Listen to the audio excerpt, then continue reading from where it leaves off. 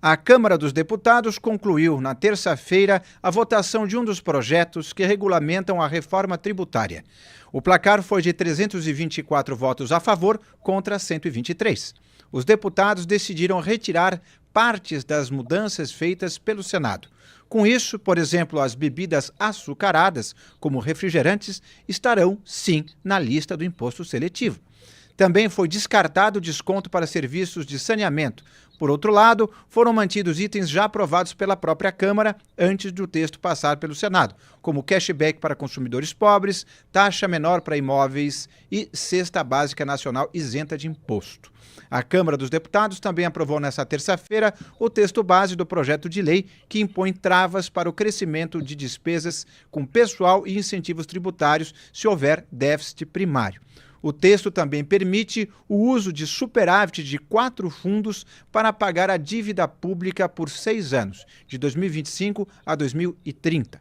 Para concluir a votação, os deputados precisam ainda votar nesta quarta-feira, vulgo hoje, as emendas apresentadas ao texto. De autoria do deputado José Guimarães, o projeto de lei complementar 210/24 faz parte do pacote de corte de gastos do governo para tentar cumprir a meta fiscal de 2025 em diante. Mas quem explica um pouco melhor esse pacote é o deputado Átila Lira, relator da matéria em plenário. Vamos ouvi-lo. Compõe um conjunto de medidas destinado a aperfeiçoar o orçamento público, ajustar o ritmo de crescimento do gasto obrigatório ao disposto da Lei de Complementar 200 de 2023, o arcabouço fiscal, que limita o crescimento real de despesa a 70% da variação da receita, sempre entre 0,6% e 2,5%, e racionalizar determinadas despesas públicas primárias. Em seu artigo 1º, a proposição contempla aperfeiçoamentos da Lei Complementar 200 de 2023. Dentre as medidas, destaca-se a previsão de que, a partir da aprovação da Lei Complementar 210 de 2024, as despesas anualizadas decorrentes de qualquer criação ou prorrogação de benefícios da Seguridade Social pela União terão sua variação limitada à regra de crescimento real do arcabouço fiscal. Ademais, em caso de apuração de déficit primário do governo central relativo ao exercício de 2025 em diante, ficam vedados, exceto na hipótese de ocorrência de calamidade pública reconhecida pelo Congresso Nacional, no exercício subsequente ao da apuração e até a constatação de superávit primário anual, a concessão, ampliação ou prorrogação de incentivo ou benefício de natureza tributária. Até 2030, o crescimento anual real do montante de despesas com pessoal e encargos de cada um dos poderes e órgãos autônomos acima de 0,6%, exceto em caso de concessão judicial. Além disso, em caso de déficit primário, o Poder Executivo Federal poderá estabelecer limite em relação ao crédito tributário objeto de ressarcimento ou restituição. Por fim, a aprovação foi por um patamar maior do que se imaginava. Vamos conferir agora. Está encerrada a votação. Bora lá.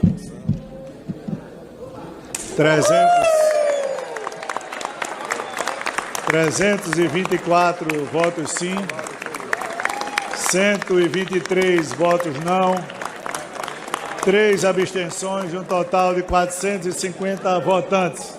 Aprovados os dispositivos.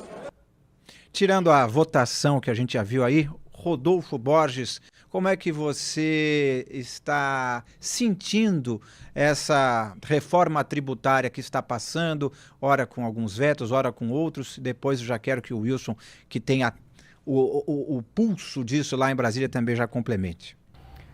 A reforma tributária é aquilo que a gente já vem tratando aqui já faz uns dias. É bom que ela simplifica, unifica alguns impostos, e é ruim que ela não seja tão simples quanto poderia ser se fosse uma reforma mais séria, mais comprometida com a simplificação da cobrança de imposto.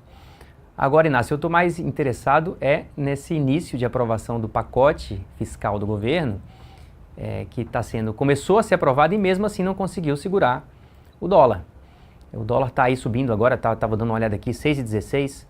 É claro que tem também influência externa dos Estados Unidos, de juros, mas a questão é que após a aprovação ou o início da aprovação de um pacote de corte de gastos, era de se esperar que a moeda americana, que vem subindo há dias, por conta da desconfiança em relação à responsabilidade fiscal do governo tivesse ali alguma quedinha, um controle e tal. Mas o fato é que ninguém confia nesse pacote fiscal. E aí o que parece, o que soa essa subida do dólar no dia seguinte ao início da aprovação do pacote fiscal é de que ele não vai ter o poder de conter a desconfiança dos agentes financeiros e que o dólar, provavelmente por conta disso, deve continuar alto. Vamos falar do dólar daqui a pouco, mas Wilson, você que está aí em Brasília, como é que você está sentindo o pulso da aprovação agora? Deve ir como está se encaminhando? Não vai ter surpresa?